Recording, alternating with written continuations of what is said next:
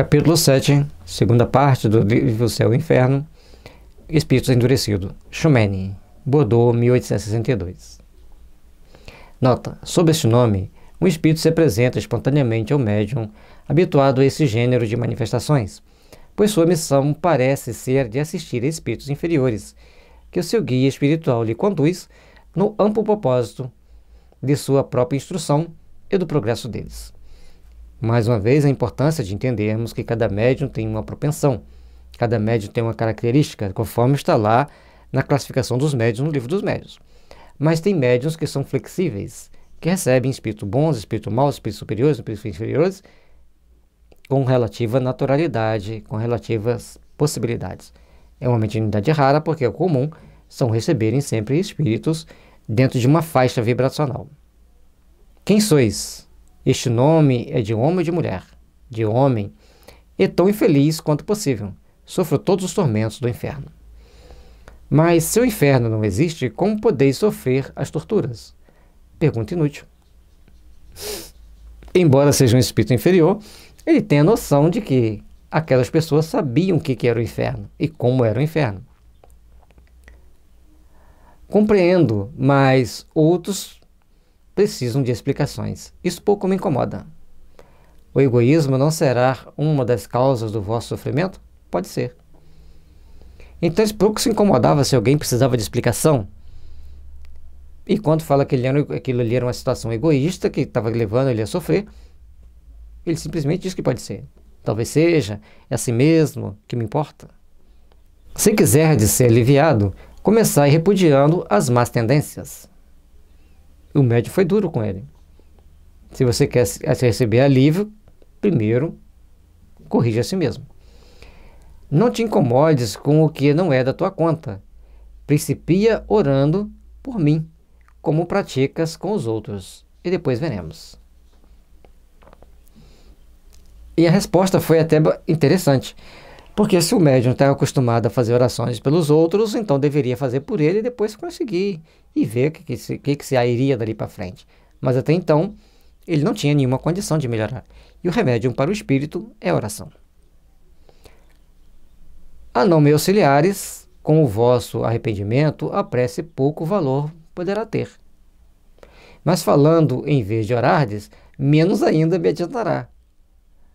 A resposta foi inteligente. Já que você não faz oração por mim, como que você quer que eu melhore? É uma questão bem lógica e bastante inteligente. Então, o espírito tinha que procurar fazer oração, mas o médium também tinha que ajudá-lo na oração. Por isso é tão importante na hora do diálogo o médium orar. Mas falando... Então desejais adiantar-vos? Talvez, não sei. Vejamos o essencial, isto é, se a prece alivia os sofrimentos. Ele quer a prece. Que faça então a oração por ele, meu Deus do céu. Unamos então os nossos pensamentos com a firme vontade de obter o vosso alívio. Vá lá. Depois da prece, estás satisfeito? Não como fora para desejar. Fez a prece, mas ele queria algo mais. Ele queria um alívio maior. Ou seja, que Deus faça bem a sua parte e que eu vou caminhando aqui como der. Normalmente é assim que as pessoas pensam. Acham que Deus tem que fazer tudo por eles. E eles não têm muito que prestar, não têm muito ação a tomar. Mas o remédio aplicado pela primeira vez não pode curar imediatamente um mal antigo. É possível. Quereis voltar? Se me chamares. Então, ele já deixa nas entrelinhas uma série de condicionamentos para que ele possa, então, começar a dar esses passos importantes para o processo evolutivo, para o processo de aperfeiçoamento. Guia do médium. Filha, terás muito trabalho com este espírito endurecido, mas o maior mérito não advém de salvar os não perdidos. Coragem, perseverança e triunfarás afinal. Não há culpados que não se possam regenerar. Por meio da persuasão e do exemplo, visto como os espíritos, por mais perversos, acabam por corrigir-se com o tempo. Não desista, continue as orações, continue fazendo as suas evocações, porque cada espírito tem uma característica própria e nós temos que procurar, pelo exemplo, pelas orações, e pela persuasão, ou seja, pelo diálogo, mostrar um caminho para ele. O fato de muitas vezes ser impossível regenerá-los prontamente não importa na inutilidade de tais esforços, mesmo a contragosto. As ideias sugeridas a tais espíritos fazem-nos refletir. São como sementes que, cedo ou tarde, tivessem de frutificar. Não se arrebenta a pedra com a primeira marretada. O Espírito está mostrando a necessidade da gente perseverar, fazendo nossos esforços, porque nada é inútil. Tudo vai ter uma consequência lá na frente, e se a gente souber usar boas palavras, usar boas mensagens, usar boas mentalizações, eles vão crescer, eles vão se aprimorar. Eles vão se restabelecer com o tempo. E o tempo é relativo a cada espírito e o poder magnético de quem os induz.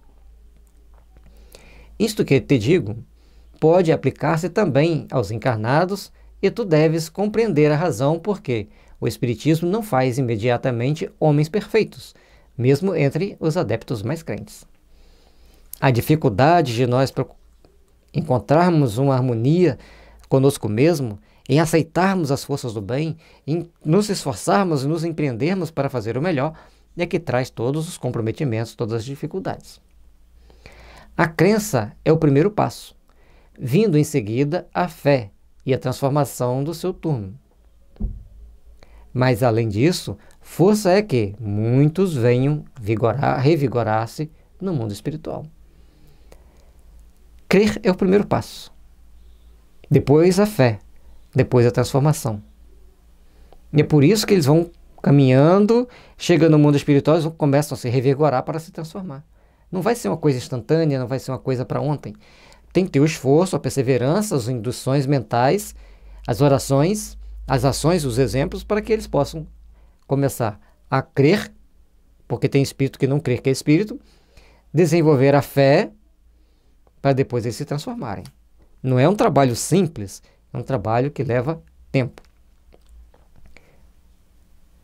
Entre os espíritos endurecidos, não há só perversos e maus. Grande é o número dos que, sem fazer o mal, estacionam por orgulho, indiferença ou apatia. Estes, nem por isso, são menos infelizes, pois tanto mais os aflige a inércia, quanto mais se veem privados das mundanas compensações. Então eles precisam aprender que tudo que eles estão vivenciando no mundo espiritual é um castigo devido àquelas características que eles guardam. E eles precisam, então, se aprimorar, precisam, então, procurar se aperfeiçoar para prosseguirem a sua caminhada de luz, de fraternidade e de paz. Intolerável, por certo, se lhes torna a perspectiva do infinito, porém, eles não têm nem a força nem a vontade para romper com essa situação. Referimos-nos a esses indivíduos que levam uma existência ociosa e inútil a si como ao próximo, acabando muitas vezes no suicídio sem motivos sérios, por aborrecimento da vida. A ideia do infinito já é um castigo, mas eles estão naquela situação e não têm força de vontade suficiente para romper aquela situação, não tem força de vontade suficiente para dar um passo à frente.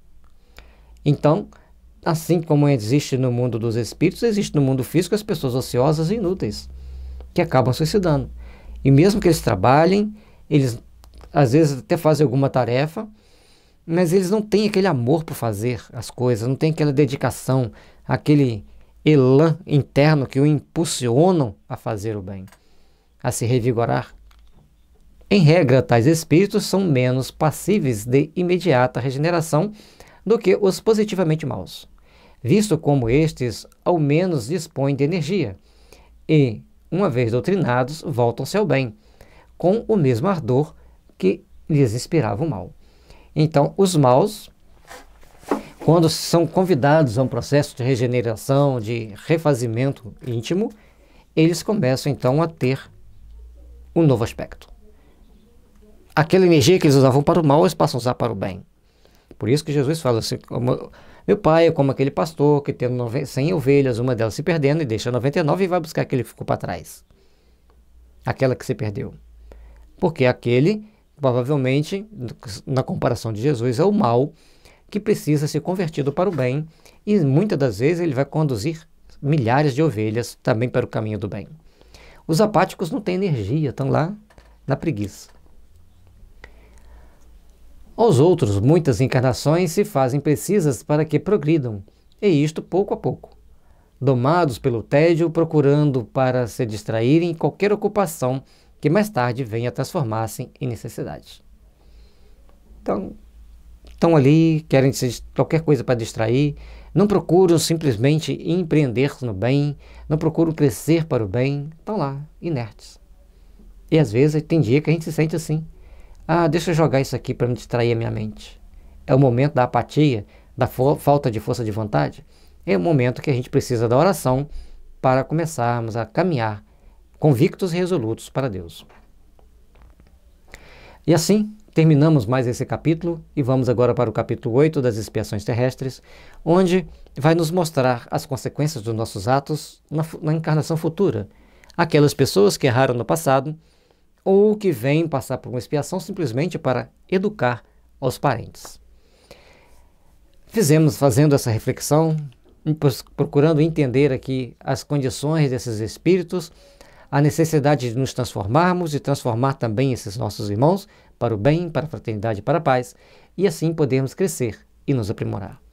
Por gentileza, deixe o seu like, inscreva-se em nosso canal, faça parte dessa corrente do bem.